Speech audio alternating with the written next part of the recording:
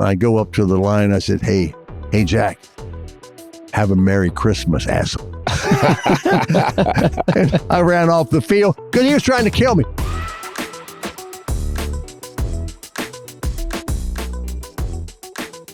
Welcome to the NFL Players Second Acts Podcast. I'm Peanut Tillman, and with me as always, my guy Roman Harper. What's up, baby? Man, don't be hitting me like that. But thank you. We're here in Atlanta. Thank you at iHeartRadio for allowing us to use their studios. I'm not going to say anything else, Peanut. I want to hurry and get to this legendary guest that we have today because he has a ton of stories. His resume is like really long, so forgive me if I have to read this. One, he is a member of the NFL Hall of Fame. So right there, we're blessed with football royalty. One of the greatest quarterbacks to ever play the game. When he retired, he basically held every passing, rushing, touchdown, completion. He held every record that a quarterback could have. He's known as probably the first scrambling quarterback in the NFL. And he's an accomplished entrepreneur, businessman, and author. Ladies and gentlemen, please welcome to the pod, Fran Tarkenton. Yeah! The Fran Tarkenton. Glad to be here with you Fran. guys. Notice how we call you Mr. Like you're just... Yeah, you don't need to call me Mr. But, you know, I've lived a great life. I'm 84.6 years old. I played here in Georgia for the Athens Trojans. We won the state championship in football. And I played basketball, baseball, and football, 4 years of each. Went across the street to Georgia Bulldogs, who had not won anything since the 40s. I didn't know you went to Athens High. Oh, yeah. I was an Athens High Trojan, and we beat Valdosta for the state championship, 41-20. There it is. And think of that. That's back in 1955. Were anybody scoring 40 points back in the day? No, because you had a center, 2 guards, 2 tackles, and you had 2 ends. And the 2 ends played offense as ends to catch passes, but we didn't throw many passes, but they were the defensive ends. Yeah. And in the backfield, you had the quarterback, the fullback, and 2 halfbacks. So nobody was spread out. Yeah. It was archaic. But we played, there's a team here in Georgia, Valdosta, Georgia, was the Massillon, Ohio of the South. Mm-hmm. It was the powerhouse of the South. So we're playing a championship game, and I had busted my shoulder earlier in the season, so I couldn't throw anymore. And so we're playing them, and we beat them 41-20. I ran the opening kickoff back, and they called it for a touchdown, and they called it back. And I tried one pass, but I couldn't throw because my shoulder was broken, and I didn't complete it. So we ran the ball and scored 41 points.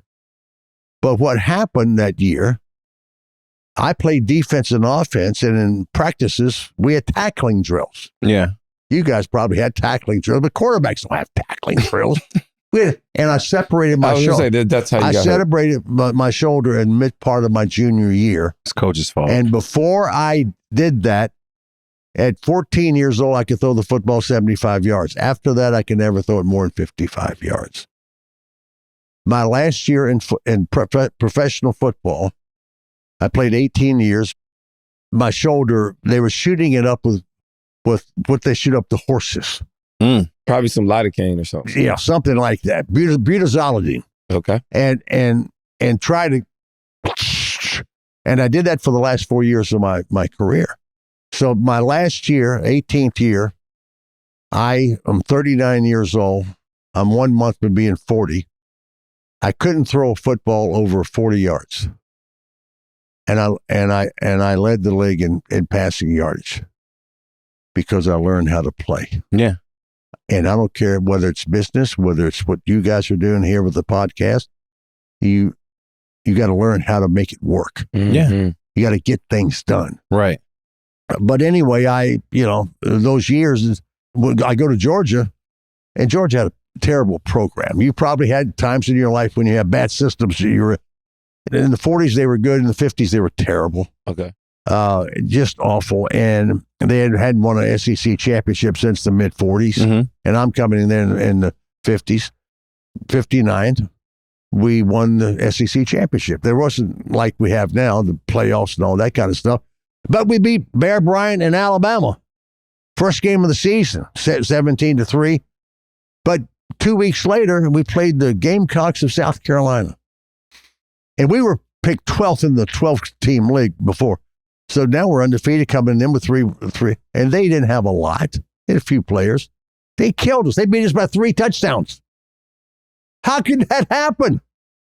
But we didn't lose another game. And we won the SEC championship, went to the Orange Bowl to play Missouri. We beat them, and there we go. You take nothing for granted. Yeah. And if you win this game 48-0, you better really prepare hard. Because the next team's going to come after you. Because they're a little bit scared of you because you scored 48 points. And you better get your act in shape. And you better go out and ... It's a never stop. You got to keep going and keep playing. And all of that, to me, led to my life in business. Yeah. That's exactly the question I want to know. Because you are 84 years young. Yep. And you're still right there every day in all your businesses. And this is because of this mentality. It's like, what I did yesterday has nothing to do with what I'm going to have to do today. Here's what I know. I've never had an original thought myself. I didn't like school. I didn't like arithmetic and reading and all that stuff. I like to play sports. Yeah. And so everything I've done in business or in sports has been because I knew I didn't have all the answers or even some of the answers. So when I played football, I went to the ex-Georgia Bulldog players that had retired. Tell me how you did it. When I got to pro football, I went to see the great quarterbacks of the 40s and 50s. Johnny Unitas was the king of kings at the late 50s. And I go and visit with him in the off season. I'd go to maybe 5, 6 Hall of Fame quarterbacks every off season. I didn't take notes, but I asked questions for a day. How'd you do it? What'd you do? Why'd you do that? How'd you do this? What am I going to face? And so forth.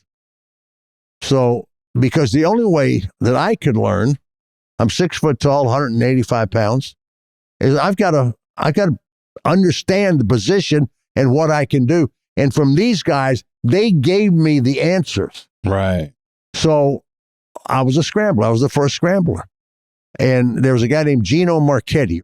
Go look him up. Okay. Gino Marchetti was the greatest pass rusher in the history of football. Okay. Today included. Big Italian guy, played for the Baltimore Colts. And he was a badass guy and never talked much, but we couldn't block him. And I'm coming into the league as a rookie, and we're playing the Baltimore Colts. Mm-hmm. And I was on the expansion team. The expansion team had never won a game in the first year. The year before us, the Dallas Cowboys, they're around still, aren't they? I think they are. Yeah. And the Dallas Cowboys came, and they didn't win a game. So nobody expected us to win a game. We got no roster, but we're playing the Baltimore Colts.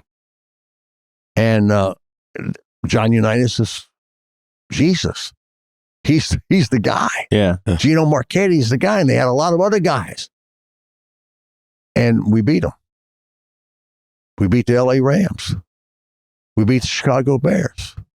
We won 3 games. I'm going to take you to the first game we ever played. We won.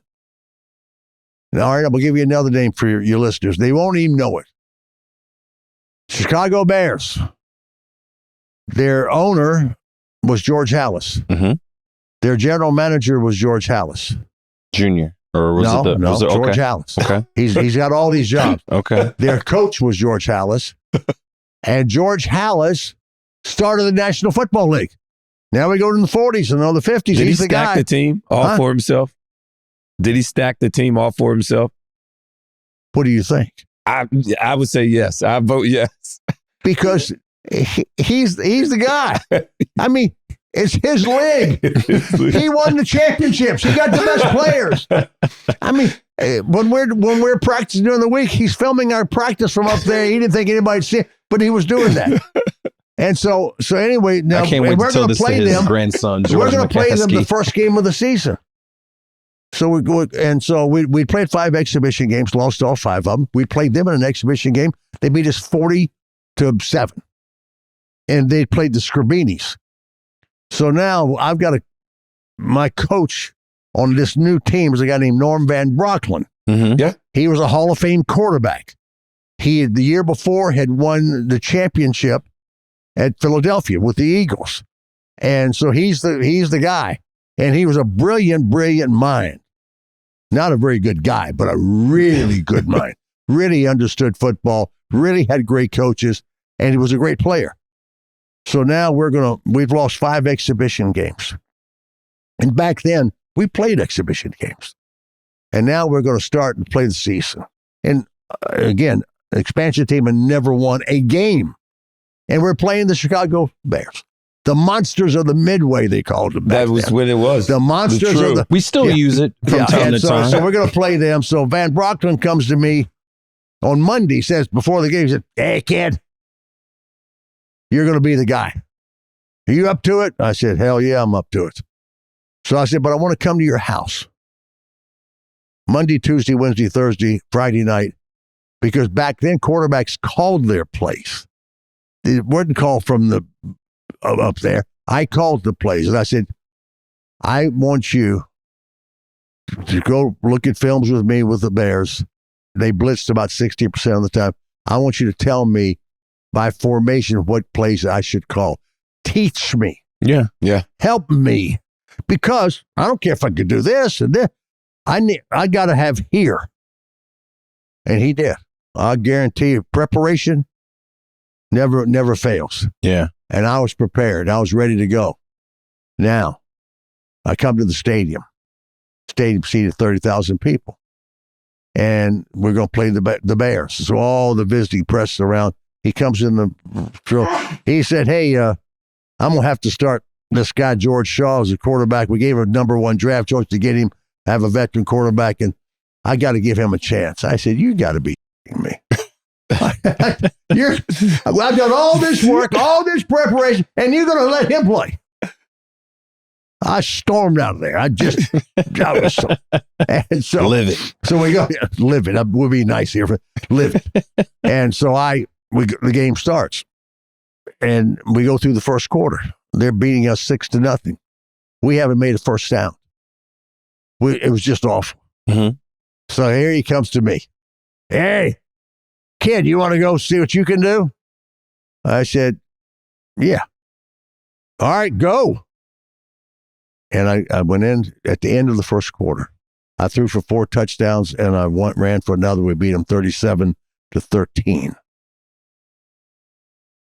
That's the start of my career. Yeah. And it just, quarterbacks, everybody, you see so many disappointments of quarterbacks. Mm-hmm. And they say, this guy's got the big arm, and he's 6'4", and he can run and hurdles and so forth. John Unitas couldn't run. John Unitas didn't have a big arm. But John Unitas, in my era, he was the guy. He set all the records. But somebody came along and beat his records. Fran Tarkenton. And he was my hero. Yeah. But when I finished, I had the most touchdown passes, the most completions, I had them all.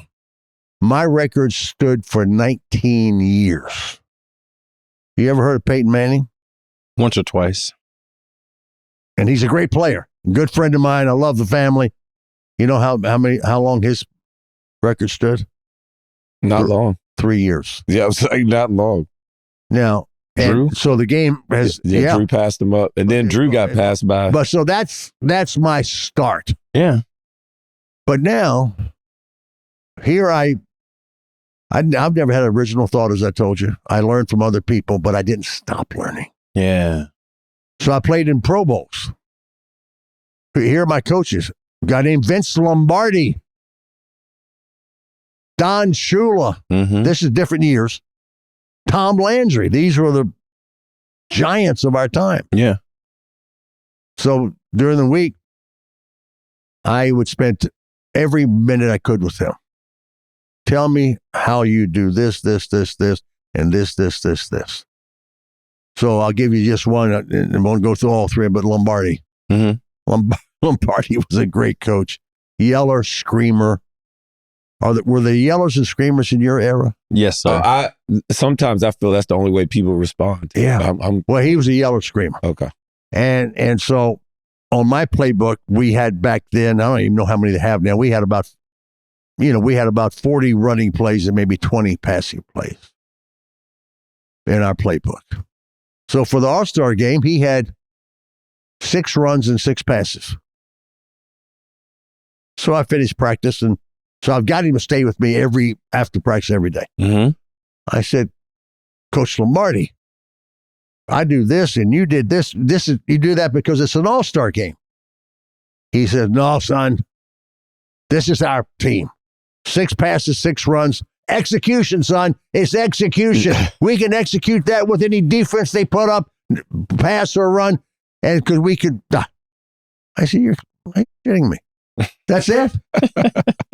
So I did that with Shula and Tom Landry. All of them were different. Yeah. But they were all great. I wanted to learn from them. And so that's how I have done it in all of my life. Let me tell you my business guys that I learned from. Absolutely. Ever heard of Sam Walton? Of course. You've heard of this company, Walmart. Yeah. Yeah. Sam Walton, I retired in 78, and he was just starting Walmart. He was a quarterback in high school. He was in Bentonville, Arkansas. Nothing going on in Bentonville, Arkansas. It is now. Yeah, I know it is now because of him. Yeah. Because of him. So anyway, he had been a store manager at JCPenney.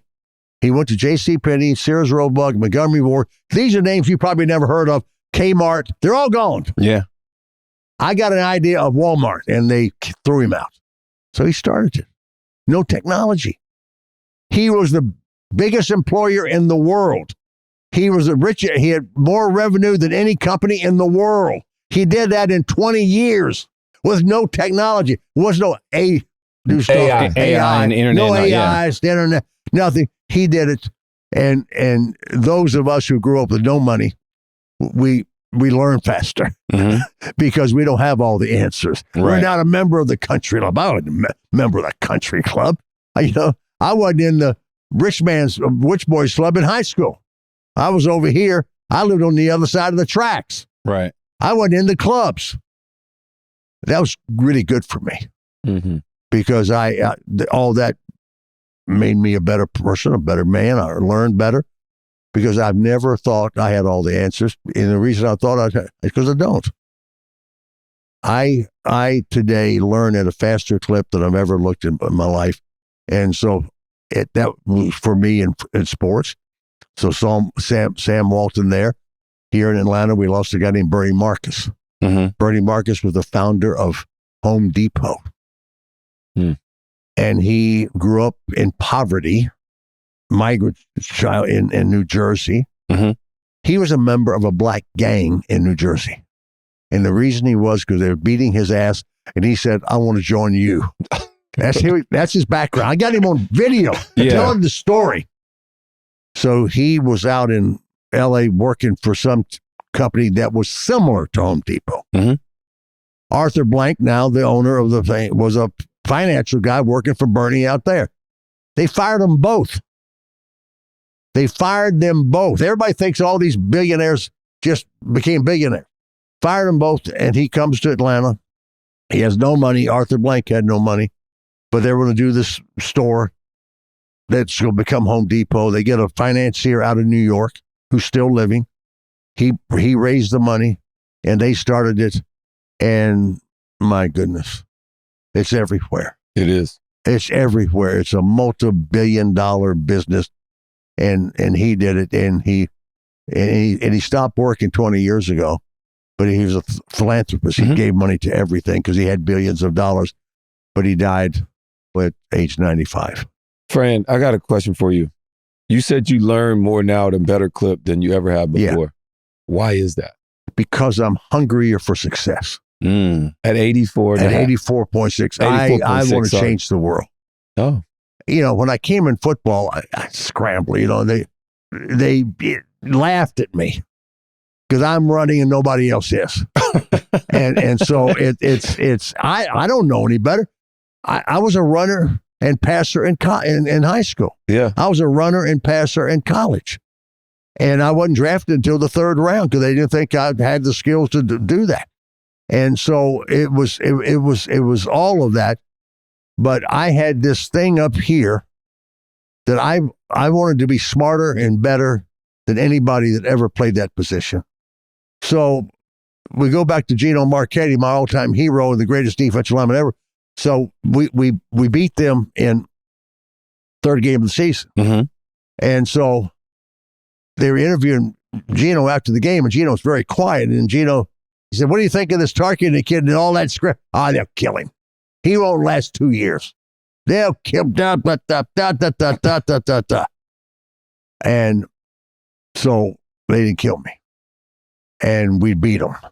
And so now he's retired. And I've gone to play 1 year. I played 5 years in New York.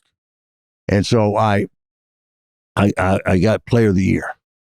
And a guy named Dick Schaap, who was a legendary newspaper guy then, and they were going to give me the award of player of the year in New York. Who would you like to introduce you? I said, I want Gino Marchetti to introduce because he was the one that said I'd never make it. Mm-hmm. And he became great friends of mine, and mostly because I didn't want him to kill me on the football field. But it's just that I still have that.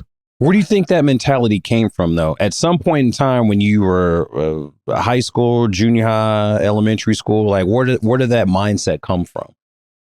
I don't know, but I can tell you how it started. Okay.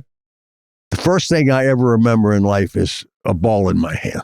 Mm-hmm. So I was in Washington, D.C., member of Merrick's Boys Club across the street from where my father preached 6 blocks from the Capitol. And I went over there and I played baseball, I played football, and I played basketball. And I played pool. And I liked it so much, I hated school. In my high school, college, I made good grades, but I didn't have any interest in any of it. But I had interest in those 3 sports. And I had interest in also business. On Saturdays, at 602 Maryland Avenue, where I lived, there's a Safeway store down maybe 2 blocks away. And I'd take a little wagon down there, and the little ladies, they didn't drive their cars there. They've got their groceries and put them in my little bucket. And I'd go 2 blocks, take them home, and they gave me a dime. Maybe, I don't think they gave me 25 cents. But all of a sudden, I had my own money. Mm-hmm. And I went back and would buy bubblegum cards. And I'd put them in, and put all the great players and put them in formations and stuff. So my brain was always working now, not only in sports, but in business. And so when I was 15 years old, I lived in Athens, Georgia. We had moved. And I told my father, I said, you'll never have to buy anything for me again. Because I worked in the off season. I worked in the off seasons of high school and college. I learned business. I worked in chicken factories, farming, the whole deal. And it never stopped. I got to Georgia. I became an insurance agent my freshman year. And I had no idea I couldn't hardly spell insurance. And I sold insurance for Franklin Life Insurance Company.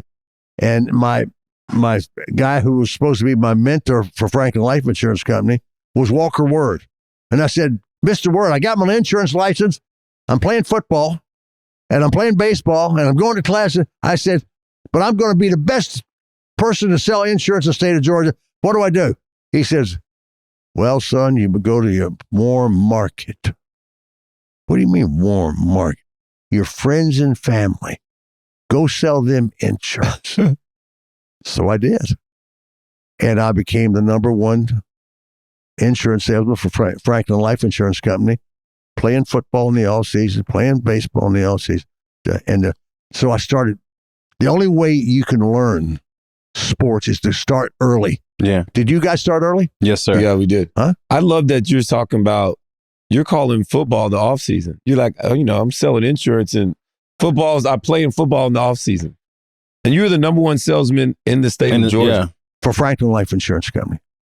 Selling but it was a learning thing. And I was making a little money. I like to make money. I like to throw touchdown passes. I like to be doing good things. Yeah. But that was something everyone had to do at that time, though, right? No, but they didn't. Oh, they didn't. I was the only guy. I made $12,500 a year, and I'd go out and make speeches for $25 a speech. I got all-season jobs for Wilson Truck System sitting up in North Dakota. I stayed up in the cold weather. I knock on the doors of shipping clerks to get them to ship their goods on Wilson trucks from the Dakotas to Minnesota to Chicago and back. They paid me $600 a month, I think, $60 a month, and made no money, but it was money. Mm-hmm. And I learned to do all that. Then when I was 25 years old, I started my own companies. I've started 25 companies. And I've still got 5 companies that we're working today, and we're in all the new stuff. But I also understood from sports, no matter how good I thought I might have been, you got to have great teammates. You got to be in a great organization. You got to have great coaches, great front office. And if you don't have that, you're not going to win much. Would you say that is the biggest key to what has allowed you to sustain your success in business? I mean, like you said, you've been doing it for 50 plus years. Yes. When you played, through 18 years, you made a salary of $1.2 million. If that. Yeah. I was the highest paid player in football in my 18th year, and I was making $180,000. In 18 years, I made $1.2 million in football. That's it. And your net worth is much higher. Pardon? Your net worth is much higher than that now. We don't need to discuss that, but I have a Gulfstream jet. Yes. That says enough. That says enough. It's paid for. Yeah. Where's the mic at so I can drop it? Do I need to say anything else? No, the mic was dropped. Drop the it. mic was dropped right there. Drop it. Right there. So I keep going, and I stumble, and I get back up, and someone hits me in the face, and I said, you're right. I messed up.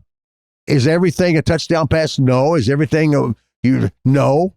And I make mistakes like anybody else, but I admit the mistakes. Yeah. I own them. We're kind of taught if you fumble, you messed up. Or if you missed your assignment, you messed up. Mm-hmm. If you dropped the pass, you messed up. In business, I don't find much of anybody that says, I was wrong. When I'm wrong, I'm wrong. Mm-hmm.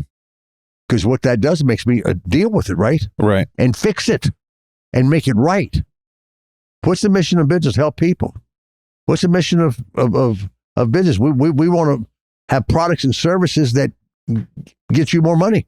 Mm-hmm. The only reason we have Apple Watches and so forth, because they work.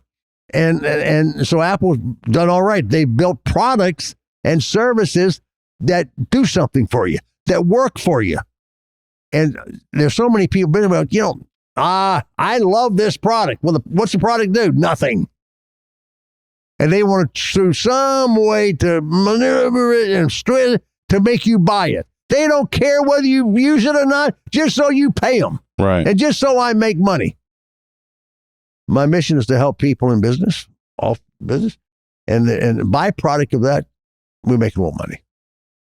And if you don't make a little money, you better find something that really helps that customer.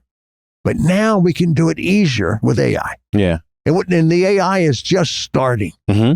And so I bought into a company. It's 2 guys in the company. Guys have a background in AI, really good guys.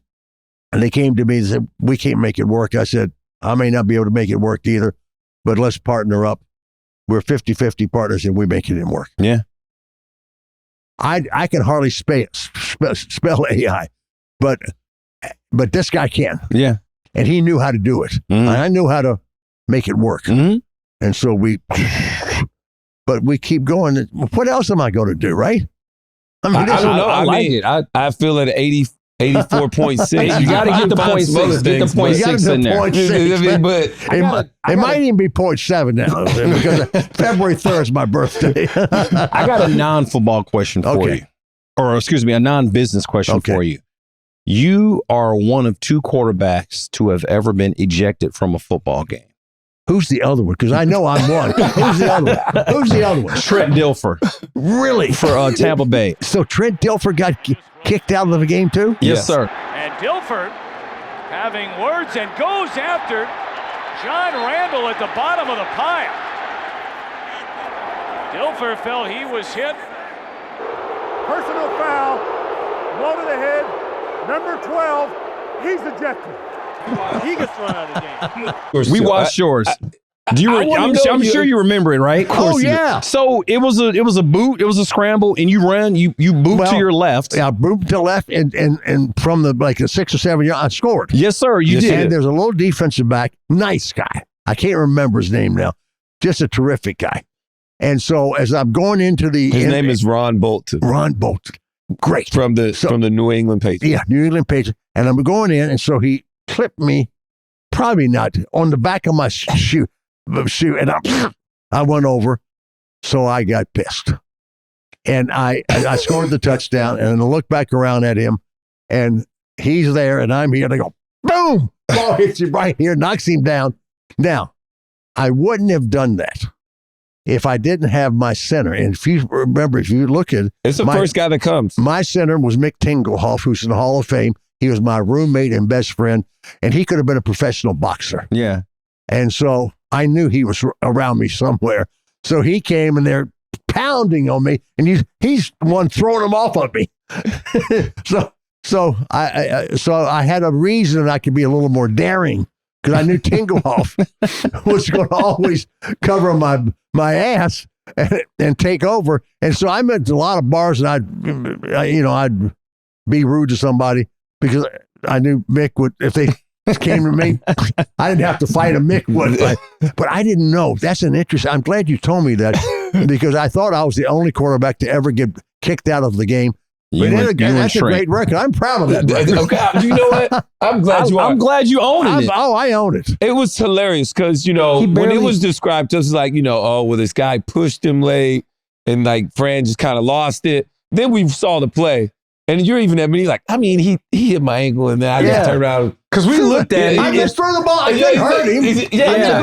I threw the ball. Just chucked it at him right there. Rome and I looked at it, I was like, he didn't really. Yes.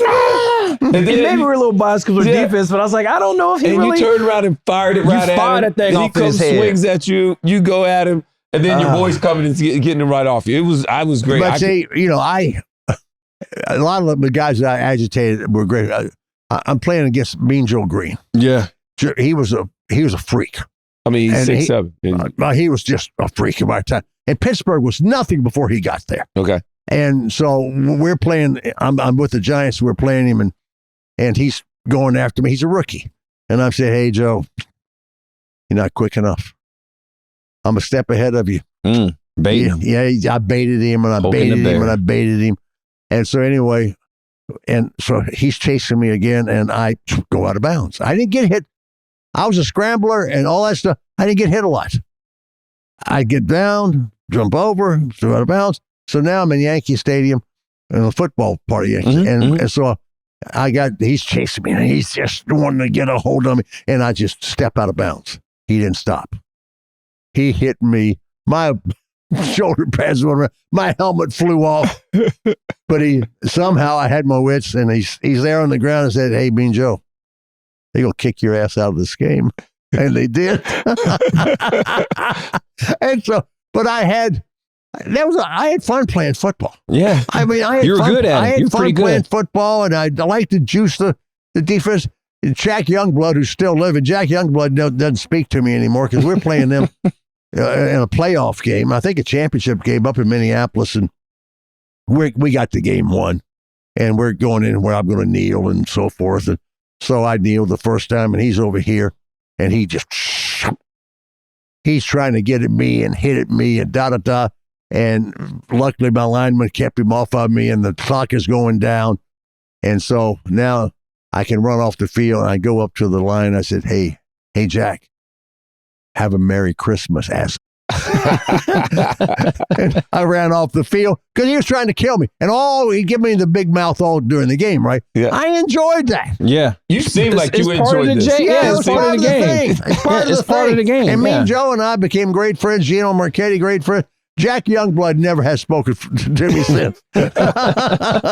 That's funny. Yeah. So I want to talk about Mount Rushmore real quick. So Mount Rushmore, it has 4 people. And if you could put 4 people on your Mount Rushmore, of influence, people of who helped you get to where you are today, who would those 4 people be?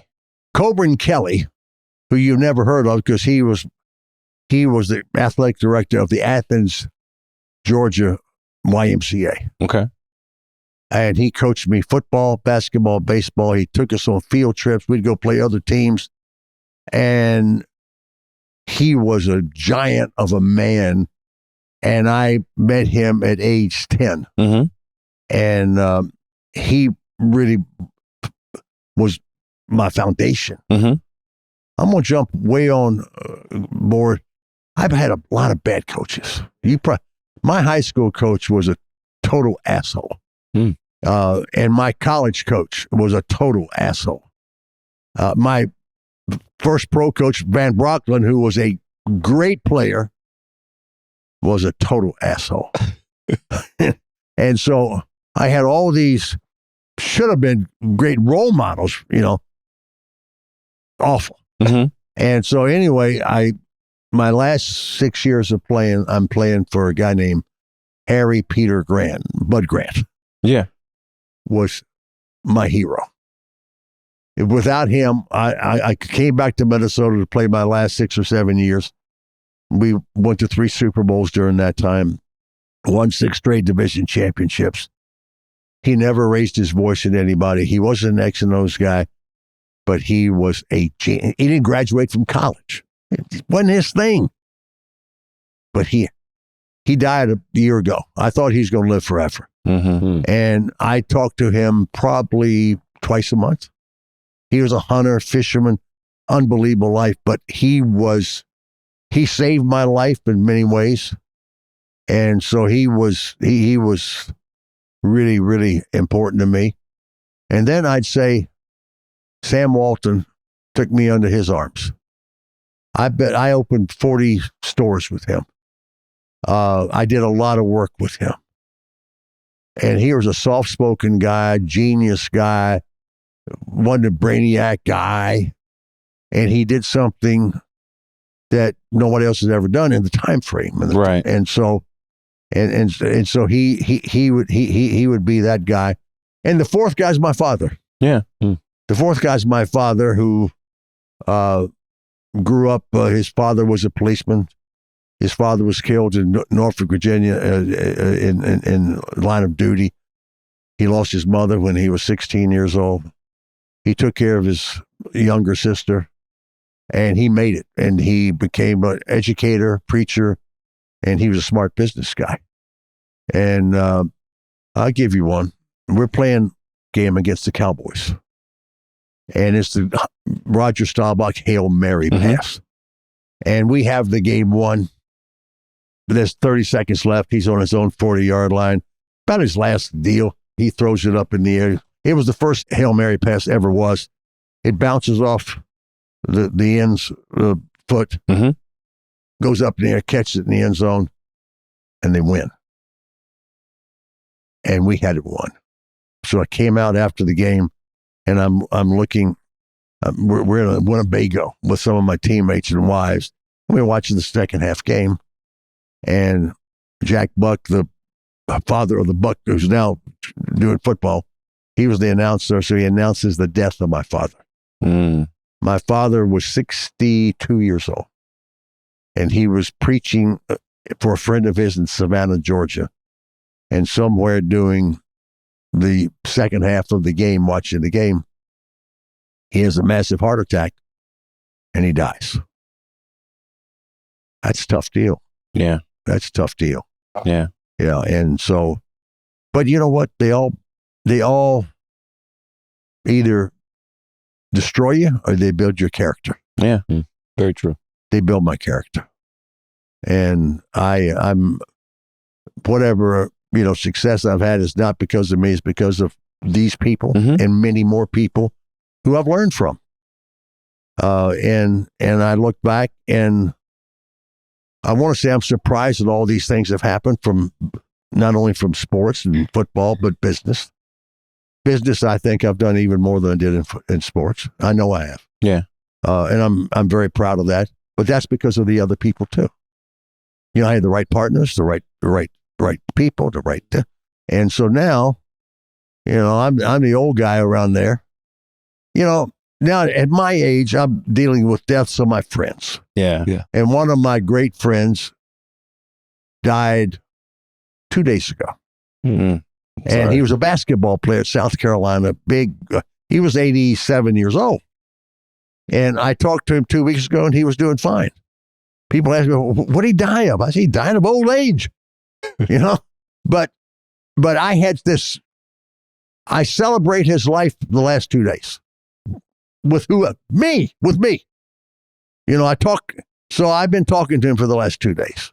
I like that. And he will never be dead in my life. He's alive and well in my life. Yeah. And that's the way I live my life. That's beautiful. I like that. And I appreciate you guys coming around and chatting with me. And I got to tell you this: you're both obviously great successes, and you're smart as hell, and you're good-looking guys. And I didn't play with any black players in college. Mm-hmm. I played in the Orange Bowl against Missouri. Mm-hmm. They had 2 black players. On my first team in Minnesota, we had 4. On my last team in Minnesota, we had about 70. And it was the greatest to be able to come and play in the NFL. And I would say all of my teammates were kind of my favorites. But you know the name Jim Marshall? Yeah, of course. The guy went the wrong way. Exactly. I was in that game. We're in San Francisco. And we're going to beat them. And Jim had picked up a fumble. And he starts going the other way. And I'm on the sideline running with him. Jim, you're going the wrong way. Jim. He looks over at me.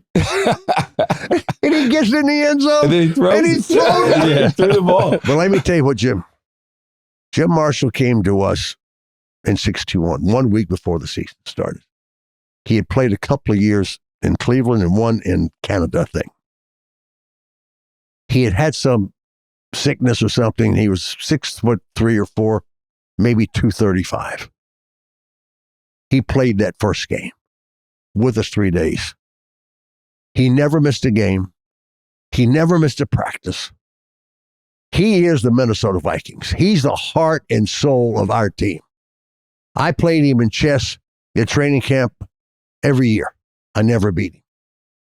He's the sweetest, toughest, smartest, greatest human being I've ever known.